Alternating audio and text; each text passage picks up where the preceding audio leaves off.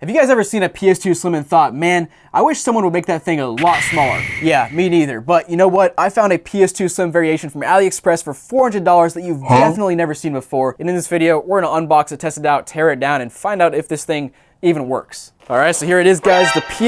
Wait, what? Hold on. Okay, so first we have a memory card, of course, and then this thing looks like a super slim PS2, but also it's kind of fat. Wait, what did they do here? Guys, let me start with a comparison here to kind of show you where my head's at, because this thing is really strange. So first of all, I have a regular PS2 Slim. So as you can see, it's about half the size of the PS2 Slim, the official PS2 Slim, and then flipping it to the front, you can see it looks very similar like on this side. So we have our controller ports and our memory cards on both units here. And we also have this fat stack of something on top here. I'm not sure what that is. We'll find out here in a minute. And then, you know, just looking at the other sides here, it looks very, very similar to a PS2 Slim. Has the same ridges and kind of texture and everything on the side there. And flipping to the back, it looks like we have about the same as well. Power port, AV out, digital out, network, and we actually have an HDMI port as well, which is kind of stuck in there, and that's a nice little addition.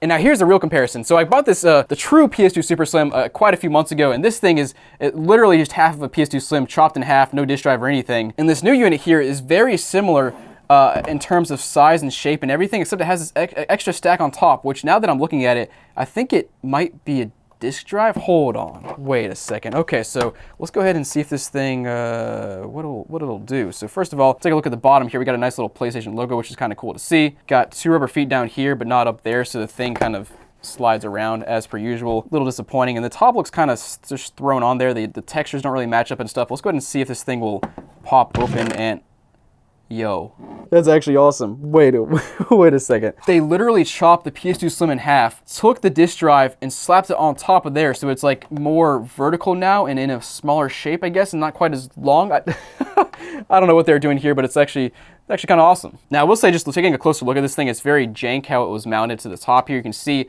on the back, it's not really aligned at all. It's kind of just, you know, glued on there or something. I'm not really sure what happened here, but it's, yeah, I feel like that could have been a little bit better for $450 or whatever I paid for this thing, which is actually absurd for a PS2, but I did it for the gram anyway. So guys, let's go ahead and plug this thing in, I guess, and wait, hold on. Is there really no power supply or anything? We have this little blue slip, just like an invoice, but there's no power supply, no HDMI cable. There's also no vertical stand, which it showed a vertical stand in the listing here, because it kind of looks nice vertically right there, kind of, except it wobbles. It wobbles because it's not aligned correctly. Oh man. Here we go. I thought this thing was cool for a second, but no, it's turned out to be pretty jank. But let's go ahead and, I guess, plug it in, turn it on, and see what happens.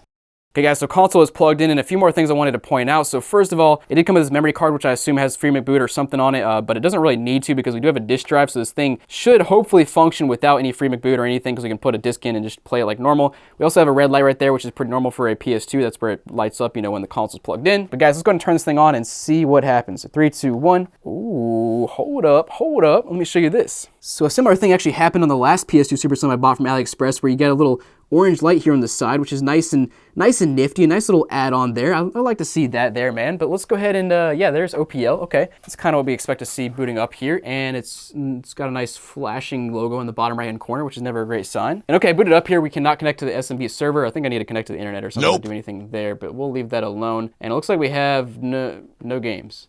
Wait, seriously? You sold me this with no games? Is that... There's no way, right? Oh, let's go, guys. I just, okay, so I first booted up, and there were no games whatsoever. It gave me an error, and then I just, I just restarted it, and now it's working when we have a million games downloaded. Let's go ahead and scroll through and see what's on here. We got a bunch of, of course, some Japanese games that I'm not familiar with. We got black with no cover art. I guess it's a black cover. Oh, okay, there it is. It popped up. It just takes a second to pop up, which is not surprising. It's running on a memory card, which is ultra slow. I'm not gonna get into that, but it's ultra slow, man. Just think 2001 speeds here. But we got Bleach Blade Battles and Bleach Blade Battles. To the second. Bleach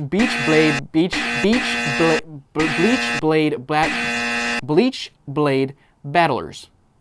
Second. Just a random assortment of games. Honestly, I don't know if there's any rhyme or reason for any of these games to be here, but they're here. We got a different Silent Hill 2 version that I'm not familiar with either. Also got I used to play Winning 11 Soccer back in like 2001 or something, but oh, we got some PS1 games here as well. That's cool. Biohazard 3, Journey to the West, Metal Gear Solid, Parasite Eve, Silent Hill. Cool. So let's go ahead and see what other stuff we can do on this console. So I'll click menu here, and it pulls up the settings, display settings and stuff. So, oh, whoops. I forgot Japanese console. I gotta press circle to select stuff and not X. Yeah, other than that, it seems pretty standard. So let's go back and try to play one of these games.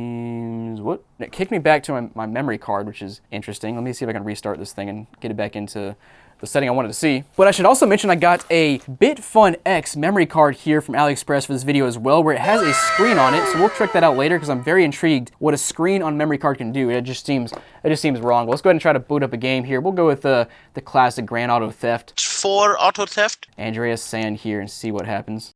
Okay, well, it's been loading config for a good half minute at this point. Dagnabbit, just freaking load. It's always something with these consoles. Okay, I also got a stack of games here to test in just a minute, but let's go ahead and I'll try a different game. I'll try out Black here and see if that'll run. Well, that's hype. Black is loading up now. This is going through a giant cutscene of music produced by, game produced by, whatever stuff, but you can see it is working. So I'm gonna go back now and try out a PS1 game as well. Cool, so Silent Hill loaded up here, and so far this seems like a normal PS2 with OPL loaded on it as per normal, just of course a lot smaller. Now next up, we of course need to try out these games here and see if we can play games on this disk drive, because this is just insane to have a disk drive stacked on top of the PS2. Like, I don't know, man. Let's go ahead and toss in MX vs. ATV Unleashed and see what happens. So toss it in there, close it up. We'll go ahead and restart the console and see if it'll load up automatically or if I have to select a setting in the menu. I don't know. We'll find out. Okay, just back into OPL. Let me go ahead and just, I'll take out the memory card here and go back to our main menu and see if I can just get to the regular PS2 menu and see if that'll do something. Hey, there it goes. Okay, boots right into the game. So it's acting like a normal PS2 now that I have, OPL taken out of the console. So that's good to see. Okay, so it actually works. I'm very curious to open this thing up and see what the inside looks like, because what did they do here, man? So we'll of course open this thing up later, but let's go ahead and go back to our main menu again and try to put a different game inside and see what this thing exactly works with, because this is a PS2, or excuse me, an American PS2 game. But I'm curious, is this a Japanese PS2? There's no sticker on the bottom, so I'm not quite sure, but I would assume it's a Japanese PS2 considering how many Japanese games are loaded up into OPL. So let's go ahead and try out some more variations of games. So we'll try out a Japanese PS2 game here and see if this thing is just region-free, which would be nice. I would assume that's working. I can't read anything on the screen here, but let's go ahead and, yeah, that's working. Cool, so it is region-free. Hey, that's sick. So I'm curious about PS1 games. We have a North American PS1 game here we'll try out first. Then I also have some Japanese PS1 games, also a PAL PS1 game, and we'll see what those do, see if it's region-free on PS1 and PS2 games, or maybe just PS2 games. So let's find out. And before that, I'm curious if it'll boot into like a regular PS2 menu without the disc in there. And yes, okay, so it goes to browser and system config here, just like a normal PS2. And yeah, it looks completely normal. So if we pop the disc down now, or the disc tray down, it should go ahead and read it up. But we'll see if this PS1 game actually loads to the main screen though, because so far nothing's happening.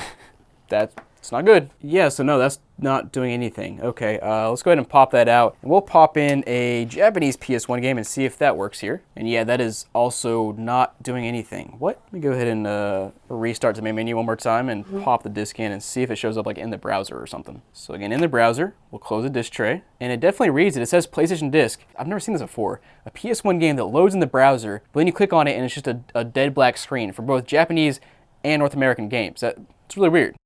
All right, cool. Let's go back, and I have another disc to try out. It's not a PS1 game though this time. It's a DVD. So we have the classic Austin Powers here. Let's go ahead and pop this in and see if this thing will read DVDs. I imagine we might have another situation of popping a game inside or popping a DVD inside. It sees it, but it doesn't actually play it. But we'll find out. And again, that pops up. It says DVD video in the top right-hand corner, and that's a big fat.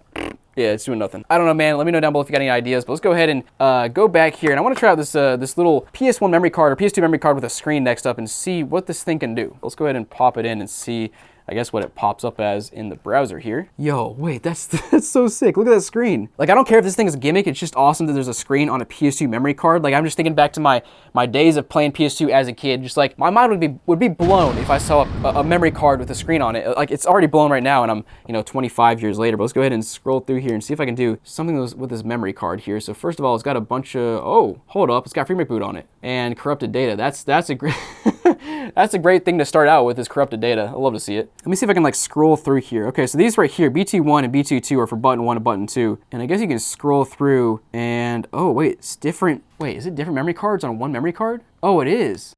So you have different channels. So we're loading up channel 3 now. Channel, what do we got? Channel 5, channel 6, channel 7, 8, 1. All right, let's try channel 1 again and reboot this thing and see if it'll boot straight into OPO now. Yeah, so still nothing, just takes me straight into Launch Elf here. So let's go ahead and turn this console off and let's try it on a normal PS2 Slim, and maybe that'll fix the issue. Maybe it's something to do with this weird hardware I have here. So let's go ahead and plug it into my normal PS2 Slim and see what happens. Okay, well, I just restarted the entire thing and now it is in FreeMake boot, which is good to see. Let me go ahead and see if I can open OPL here and see if that'll do something now, hopefully. This has been quite the trip here. It lit it up, but it's giving me an infinite spinning wheel in the corner with no games or anything. So whatever. This is a very cool device. I love the screen on it, but I'll put a link down below if you guys want to check this thing out on AliExpress, because I just like the screen itself. Just a screen on a PS2 memory card, very cool. But guys, let's go ahead and hop back into our really weird, fat, slim, super thing, whatever you want to call this thing. Let's do a teardown and see what the inside looks like. Okay, so bottom piece is coming off now. Hopefully nothing falls apart here. And oh wow, okay. Well, this is a little bit wild here. Let me see if I can get this apart enough for you guys to see this. Just to give you a little bit of a bearing on what you're looking at here. We have the front of the console here with the memory card and everything, and here on top is our disk drive. So first thing you notice is we have clearly our just motherboard, normal motherboard there on the bottom of all this stuff. You can see our heatsink in there, also our fan in there, which hopefully is pointing the right direction, because AliExpress is known for sending stuff out with fans and heatsinks and stuff just like not mounted correctly. So yeah, hopefully that's all good. And then next you notice just multiple little PCBs kind of shoved in here. We got this one in the corner, which I think might be, oh, that's our HDMI.